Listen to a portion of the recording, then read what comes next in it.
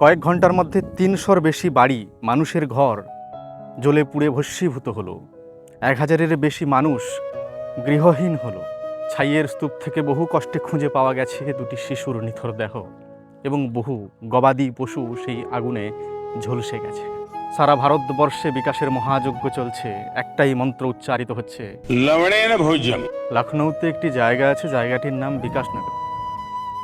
সেই বিকাশনগরের সরকারি জায়গার উপর বহু মানুষ, বহু উদ্বাস্তু নরনারী, গরিব অসহায় মানুষ, তারা ঝুপড়িতে বসবাস করত। বাঁশ, কাঠ, টিনের চালা, হয়তো কোথাও খড়, এই সমস্ত দিয়ে তারা ঘর বানিয়ে সেখানে বসবাস করত, যা ছিল সরকারি জায়গা। এবং সেই সরকারি জায়গার উপর কিছু ল্যান্ড মাফিয়ার নজর ছিল বহুদিন ধরে। বহুভাবে তারা চেষ্টা করেছে ওই জায়গা থেকে ওই মানুষদের কী করে সরানো যায় এবং সেখানে বাবুদের পছন্দের কিছু বানানো যায়, কিন্তু তা হয়ে ওঠেনি। হঠাৎ গত বুধবার সেখানে বীভৎস রকম আগুন লাগে।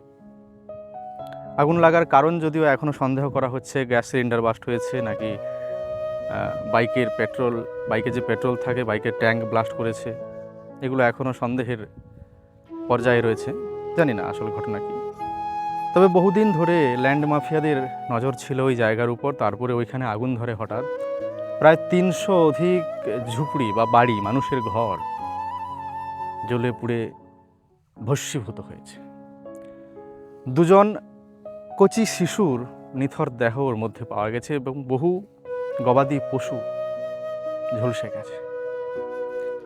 এইরকম একটা বীভৎস ঘটনা ঘটে গেল উত্তরপ্রদেশের লখনৌতে।